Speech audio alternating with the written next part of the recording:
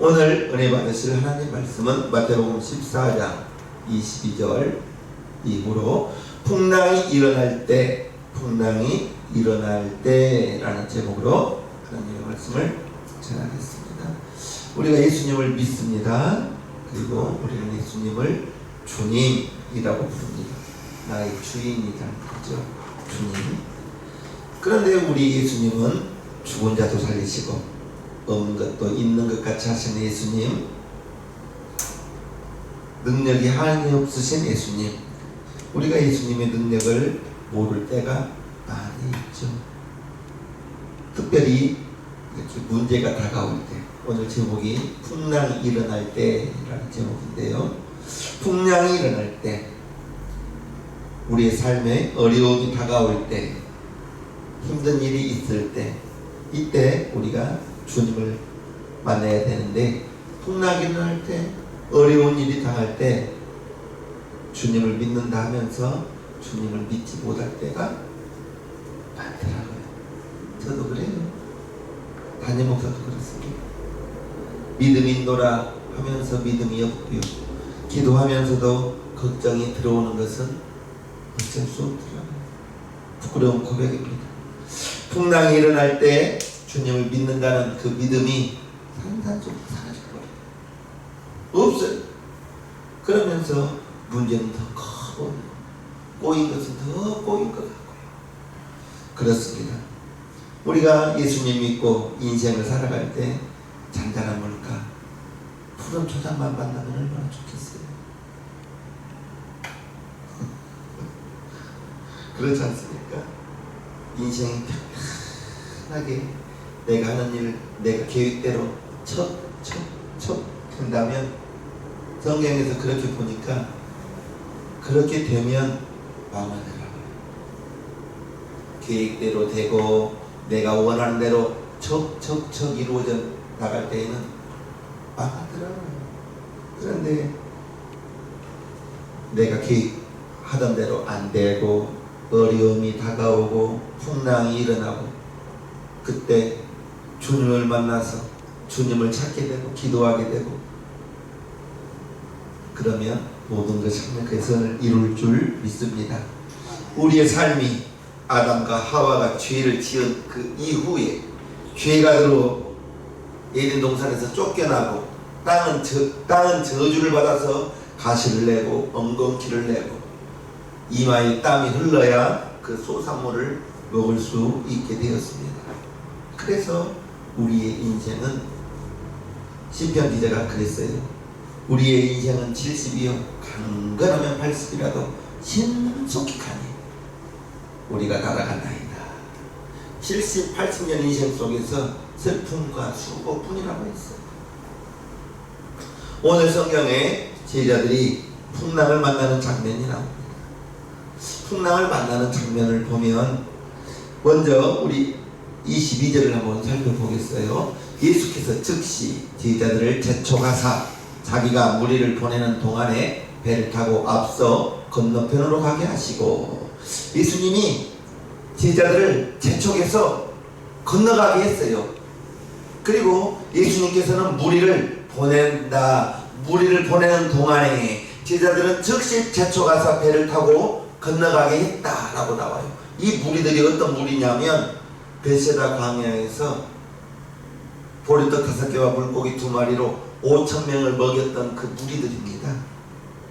그 무리들, 보리떡 5개로 물고기 2마리로 5,000명을 먹이고 12바구니를 거두는 그 무리를 예수님께서 보낼 때 제자들은 먼저 배를 타고 가게 하셨다, 이 말씀인 것입니다. 제자들을 12명이죠. 남자만 5,000명, 여자와 아이들은 그 5,000명의 무리에 들어가 있지 않아요. 남자만 5,000명, 그러면 여자와 아이 하면 2만 명, 3만 명도 더 됩니다. 그러면 12명의 제자들이 떡을 나눠주고 고기를 나눠주면 12명에서 2만 명, 3만 명을 나눠줬으면 쉬웠겠죠? 네? 쉬웠을 거 아니에요.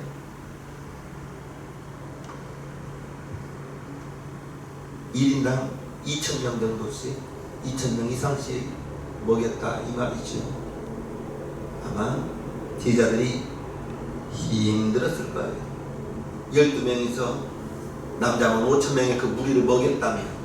그래서 제가 생각하기를 제자들을 먼저 가게 한 것은 너희들 수고했으니 먼저 가거라.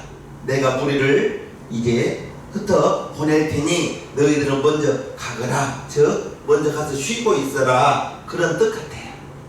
이건 제 생각이. 나중에 예수님께 물어보면 이제 뭐라고 할지 모르겠지만 제 생각은 수고한 제자들 먼저 가서 쉬고 있어라. 나는 무리를 보내고 기도하고 갈 테니 그러한 내용인 것입니다. 2,000명 이상을 대접했다. 무리를 나누어줬다. 우리 윤집사님 집에 갑자기 손님 5명만 오면 정신없을 거예요. 냉장고를 뒤져서 찾아보면서 얼마나 손님 있는 반찬 그대로 줄 수는 없지 않습니까? 있는 거 없는 거 다 내가지고 없으면 다시 가. 집사님 남편에게 한수에게 가서 마트 가서 뭐 사와라. 슈퍼에 가서 뭐 사와라. 5명만 와도 손님 5명만 와도 얼마나 정신없겠습니까? 그런데 제자들은 1인당 2,000명 이상을 대접했단 말입니다. 제자들이 얼마나 힘들었겠어요. 피곤했겠어요. 그 대목을 보면 식사할 겨를도 없이 분주했다라고 나오고 있습니다. 식사할 겨를도 없이. 그래서 제자들 먼저 가서 쉬라고 예수님이 보내는 거예요. 그런데 웬일입니까? 배를 타고 제자들을 먼저 보냈는데 바람이 불어옵니다. 23절 무리를 보내신 후에 기도하러 따라 산에 올라가시다. 저물매 거기 혼자 계시더니 예수님 혼자 산에 계셨다는 거예요. 배가 이미 육지에서 술이나 떠나서 바람이 거슬림으로 물결을 인하여 고난을 당하더라. 예수님 제자들을 보내고 무리를 보내고 따로 산에 혼자 기도하러 가셨다는 거예요. 혼자 산에 따로 기도하러 가셨다. 왜 그랬을까? 곰곰이 생각해 보면 이때 제자들은 예수님의 기도의 시간을 맞출 수가 없어요. 겟세마네 동산에서도 나를 위해서 1시간만 기도해 다오 하고 기도하고 아버지 자고 있는데 이때는 제자들이 더 기도 못했을 거 아니에요. 그래서 제자들 데리고 가지 않고 예수님 혼자 산에 기도하러 가셨다는 거예요. 우리 시선님 교회 성도님들은 정말 기도가 특기 되기를 주님의 이름으로 축복해요. 주님 이름으로 부탁합니다. 어찌 보면 바람이 거슬림으로 물결을 인하여 고난을 당하더라. 제자들이 배를 타고 가고 있는데 큰 바람이 불어오더라는 거예요. 갈릴리 호수, 이스라엘 사람들에게는 바다와 같이 바다라고 부르는 장소입니다. 호수입니다. 바다는 아니에요. 호수예요. 헬몬산에서 녹아내린 물이 흐르고 흘러서 요단강으로 오고 요단강에서 갈릴리 바다를 갈릴리 호수로 밀려드는 호수입니다. 그런데 이 호수가 남북의 길이는 21km, 굉장히 큰 호수예요. 동서의 길이가 12km. 그리고 호수가 있는 그 지면은 해수면보다 200m 정도가 낮은 땅이에요. 이스라엘은 희한한 땅이에요. 갈릴리 호수는 해수면 바다보다 200m가 땅이 낮다고요. 그리고 갈릴리 호수 더 밑에는 사해라는 그 호수가 있는데 그곳은 죽음의 바다라고 하죠. 거기는 해수면보다 400m 이상이 됩니다. 그러면 갈릴리 호수 옆에는 산이 있는데 그 산은 보통 800m 정도 높이가 됩니다. 그래서 호수와 산은 1000m 정도의 격차가 있는 거예요. 제 시골에서 지리산 노고단을 간혹 올라갈 때가 있는데 100m 올라갈 때 1도씩 낮아진다고 해요. 100m 올라갈 때. 그러면 1500m 정도 노고단이 되거든요. 동네에서 30도 정도 될 때 노고단 올라가면 1500m를 올라가니까 15도, 13도 이렇게 돼요. 시원하다 보니 추울 정도죠. 즉 갈릴리 호수는 높이의 차이가 1000m 정도 되기 때문에 지중해에서 불어오는 그 바람이 그 산을 넘어서 갈릴리 호수로 내려올 때에는 간혹 돌풍이 분다는 거예요. 1000m 정도 올라갔다가 내려오는 그 바람이 차가운 공기는 내려가고 뜨거운 공기는 올라가기 때문에 그럴 때 돌풍이 일어난다는 것입니다. 찬바람이 위에서 아래로 떨어지고 더운 바람은 아래에서 위로 올라가고 이때 돌풍이 일어나는데 지금 오늘 본문이 물결을 인하여 고난을 당하리라. 바람이 세게 일어나므로 물결을 인하여 고난을 당하더라. 이렇게 말하고 있습니다. 25절에 봅니다. 밤사경이라는 것은 새벽 3시에서 6시 사이 정도 됩니다. 밤사경에 예수께서 바다 위로 걸어서 제자들에게 오시니 제자들이 그 바다 위로 걸어오심을 보고 놀라 유령이라 하며 무서워하여 소리지르거늘. 자, 밤사경이라면 새벽 3시에서 6시 사이라고 말씀드렸습니다. 그러면 새벽 3시, 4시 정도 된다면 예수님과 헤어질 때 이미 6시, 7시 정도에 헤어졌다 해도 10시간 정도의 시간이 지난 거겠죠. 10시간 정도 지난 그 동안에 물결을 인하여 고난을 당하더라. 제자들이 괴로이 노를 젓고 있을 때 얼마나 힘들었겠습니까? 그렇잖아요. 너무 힘들다 보니, 고생하다 보니 저 멀리서 물결은 일어나는데 바람은 불어오는데 멀리서 오는 누군가를 보고 제자들은 예수님이다 하지 않고 유령이다, 즉 눈이 가려워져서 예수님을 유령으로 본 것입니다. 너무 고생하다 보니까, 너무 심하게 고생하다 보니까 또 두려워했다고 나오잖아요. 두려워하다 보니까 두려움과 놀라운 고생 이런 게 한데 어우러지다 보니까 제대로 보지를 못하더라는 것입니다.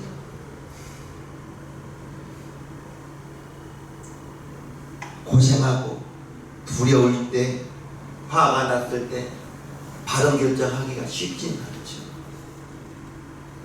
그래서 중요한 결정을 내릴 때에는 마음이 잔잔하고 마음을 가라앉힌 후에 결정을 내려야 되는데, 이 두려운 순간에 괴로이 노를 젓는 이때에 예수님이 오는데도 불구하고 유령이다 하면서 잘 알아보지 못하더라는 거예요. 27절 예수께서 즉시 일러 가라사대 안심하라 내니 두려워 말라. 베드로가 대답하여 가로되 주여 만일 주시어든 나를 명하사 물 위로 오라 하소서 한대. 괴로이 노를 젓고 있을 때 유령이다 했는데 그 소리를 우리 예수님이 들으시고 나다, 나니까 두려워하지 말라. 또 베드로가 나옵니다. 즉시 베드로가 대답하여 가로되 주여 만일 주시거든, 예수님이시거든 나를 명하여 물 위로 오라 하소서 라고 이렇게 베드로가 예수님께 대답합니다. 이 대목을 보면 베드로가 참 성질이 급한 사람입니다. 그렇죠. 겟세마네 동산에서도요, 예수님을 잡으러 온 종들을 보고, 대제사장 종들이 예수님을 잡으러 왔잖아요.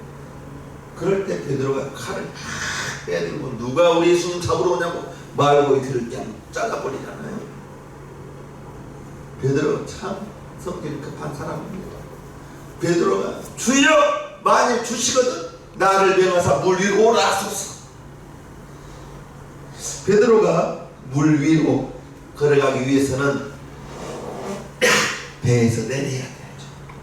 그렇잖아요. 배에서 내려야 됩니다. 예수님 거기 계세요? 내가 갈게요 해서도 안 되는 거예요. 오라 하소서 예수님께 부탁하잖아요. 오라 하소서.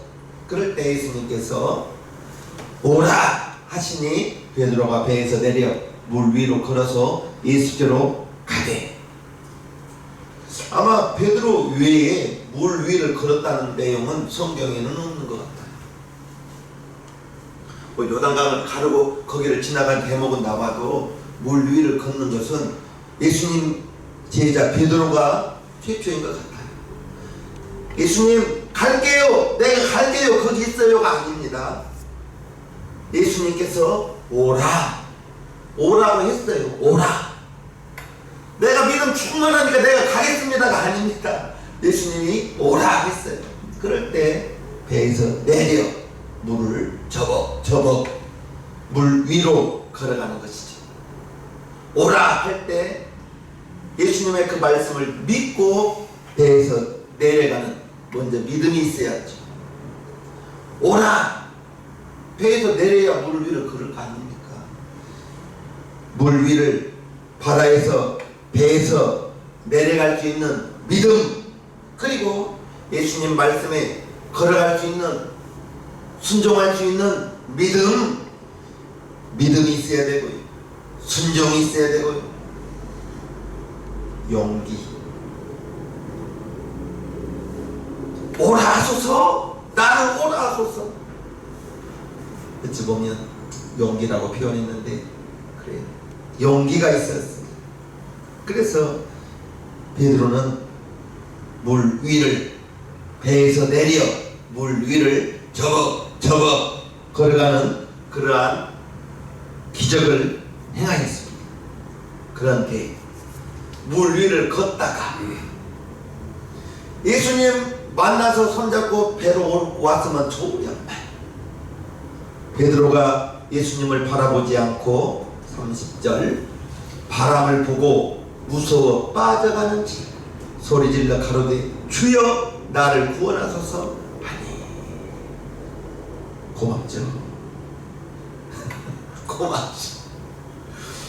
예수님 보고 걸어갔으면 오늘 설교할 필요가 없죠. 예수님 만나서 배 위로 올라왔으니까. 그런데 베드로가 예수님 오라 할 때 그 예수님의 말씀에 순종하여 배에 내려서 걸어가다가 무엇을 보고? 바람을 보고 풍랑을, 물결을 보고 예수님을 보고 걸어갔으면, 즉 예수님을 바라보았다면, 끝까지 바라보았다면 바람을 볼 수도 없었을 테고 풍랑을 볼 수도 없었을 테고 물결을 볼 수도 없었을 텐데 걸어가다 정신든 거예요. 어머, 내가 지금 어디 있지?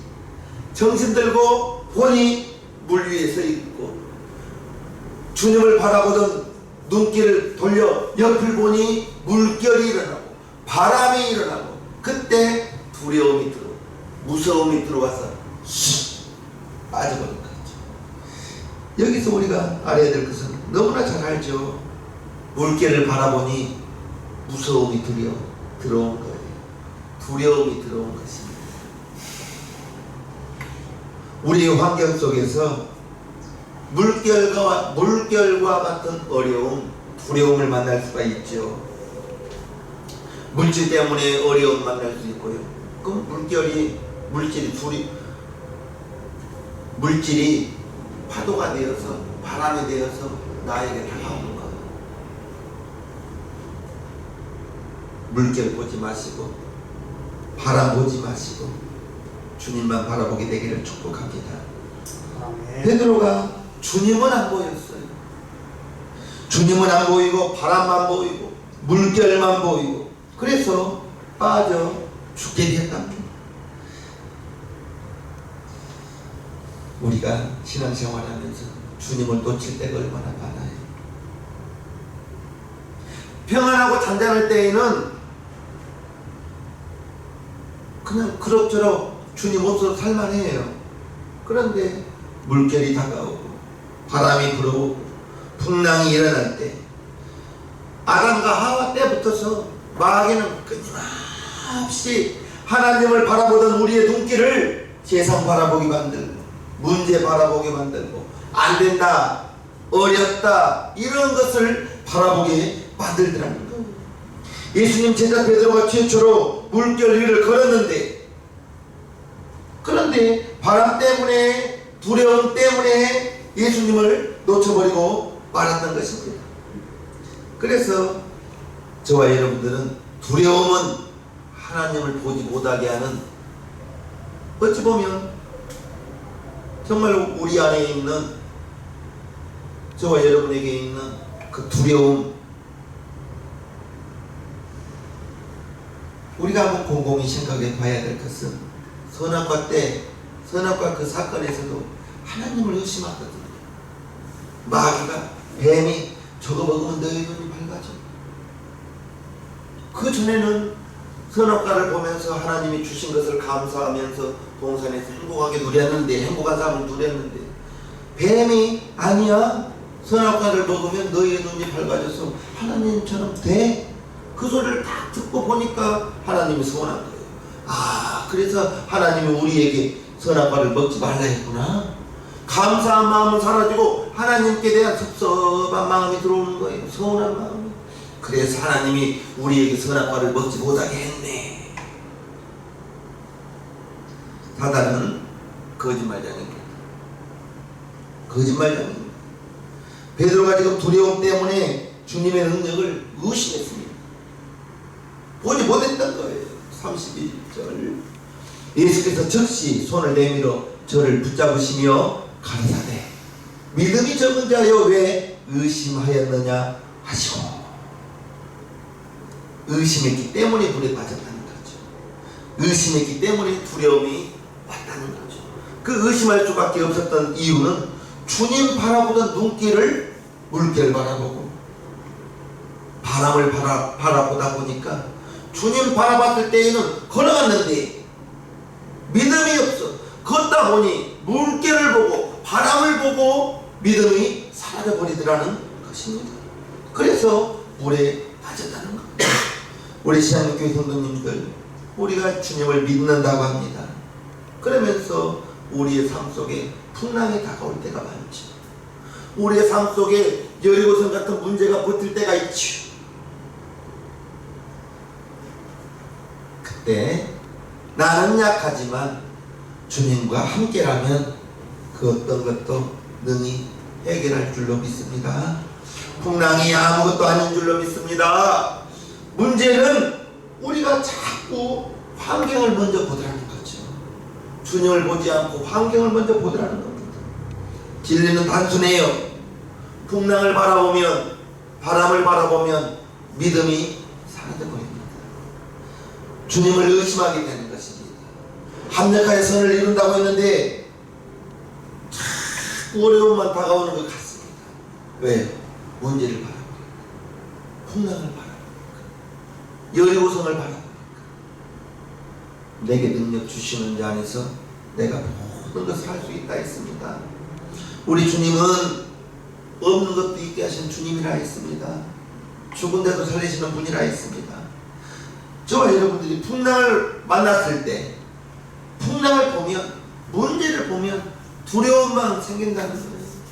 있던 믿음도 다 사라져버리더라는 거예요. 우리가 만나는 풍랑이 어떤 풍랑이 있어요? 질병. 나이가 들면서 아픈 건 어쩔 수 없죠. 나이가 들면서 노화로 인하여 병이 찾아온 건 어쩔 수 없죠. 80, 90 가까운 나이가 드셨는데 20대, 30대 청년처럼 살 수는 없지 않습니까? 나이가 들면서 찾아온 질병은 어쩔 수 없어요. 또 어떤 질병은, 어떤 풍랑을 만날 수 있어요?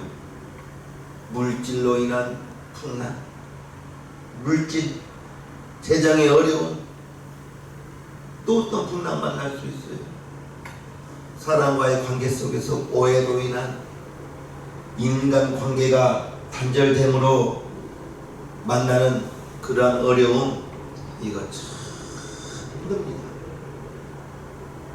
누가 나를 오해했어요? 내가 가서 해명합니다. 더 엉클어진 경우가 많습니다. 내가 해명을 합니다. 다른 사람이 나를 변호해주면 일이 쉽게 풀리는데, 내가 가서 해명하려고 하면 이미 그는 나를 오해하게 봤거든요. 내가 해명을 하면 할수록 핑계로밖에 그 사람은 안 들리거든요. 분명히 내가 봤거든요. 저 사람 참했다는 걸 봤어요. 참했다는 거. 그런데 나는 신방을 끈을 메고 있었는데 그 사람은 참했다는 걸 봤어. 그럴 때 내가 아니라 나 신방을 끈을 맸다고. 나 대신 다른 사람이 이야기해주면 오해를 쉽게 풀릴 수 있을 텐데, 인간관계 때문에 만난 어려움, 직장에서도 마찬가지죠.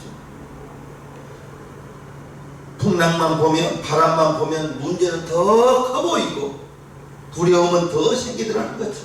이런 풍랑일 때 가장 중요한 것은, 베드로가 놓쳤던 것은 주님을 바라본 그 시선을 놓쳤다는 거예요.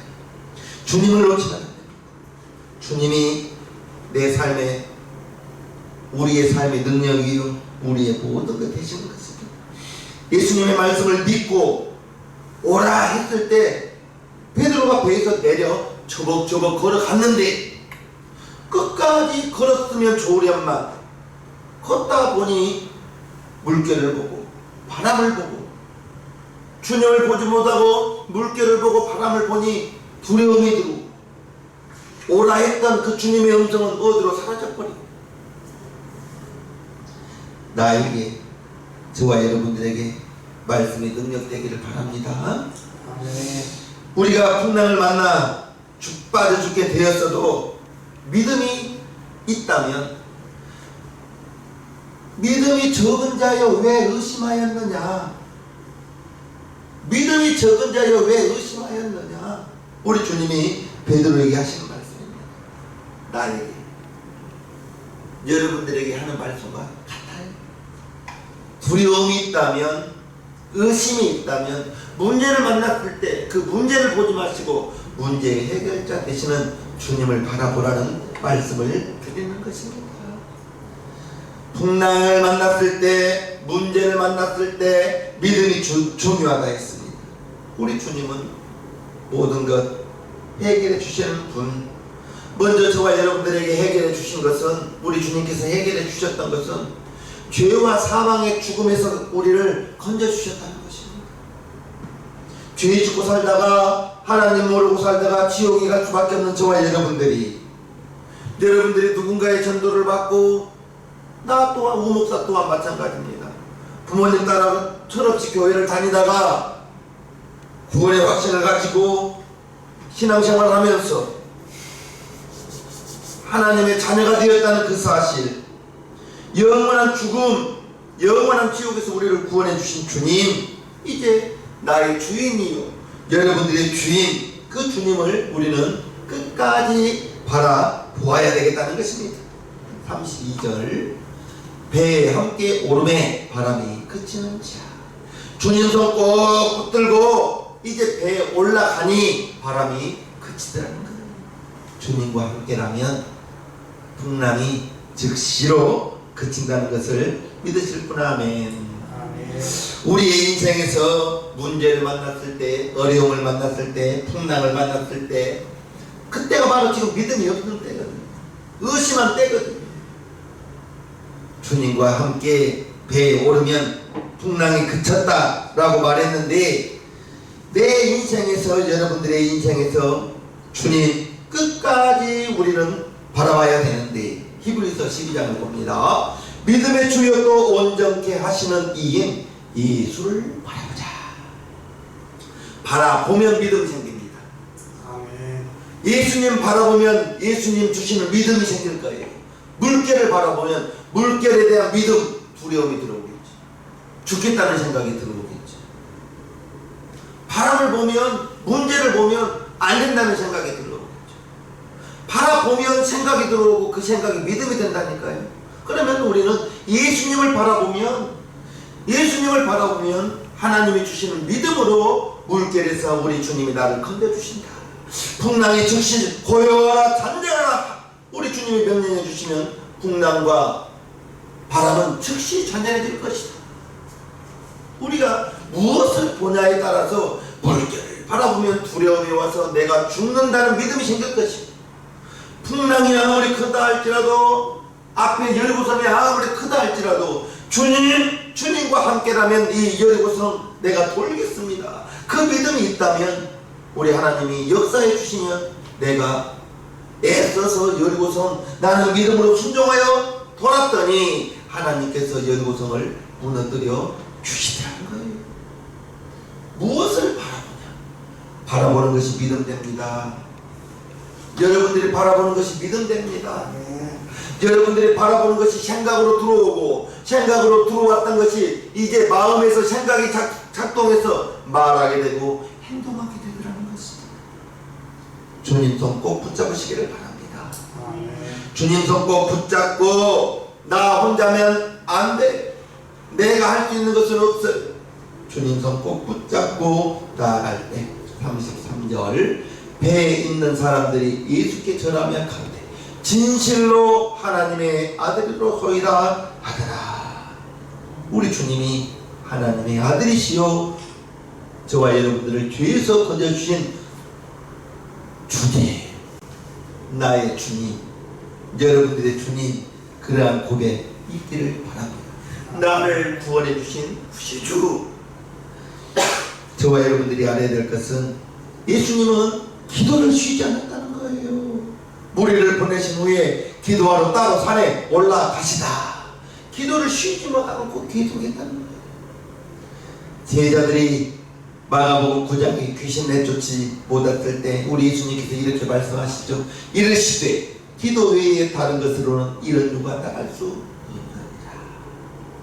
기도하게 되면 남녀노소 하나님은 가리지 않아요. 많이 배웠다고 하나님이 쓰신 것도 아니고 젊다고 하나님이 쓰신 것도 아니고 모시는 하나님께서 80세에 불러서 120세까지 40년 사용하시면서 눈이 흐리지 않고 기운이 없어 누워있지 않고 죽는 날까지 건강하게 나이가 중요한 것이 아니라 하나님이 함께 하지 하느냐 하나님이 함께 하지 않느냐 내가 세상을 바라보느냐 문제를 바라보느냐 아니면 믿음의 주요 온전케 하신 주님을 바라보느냐. 풍랑이 일어날 때 풍랑 바라보지 마시고 저와 여러분들의 주인 되시는 주님을 끝까지 바라보는 우리 시장님 회성도님 되기를 주님의 이름으로 축복합니다. 아멘. 험한 시험물 속에서 나를 건져주시고 찬양합니다.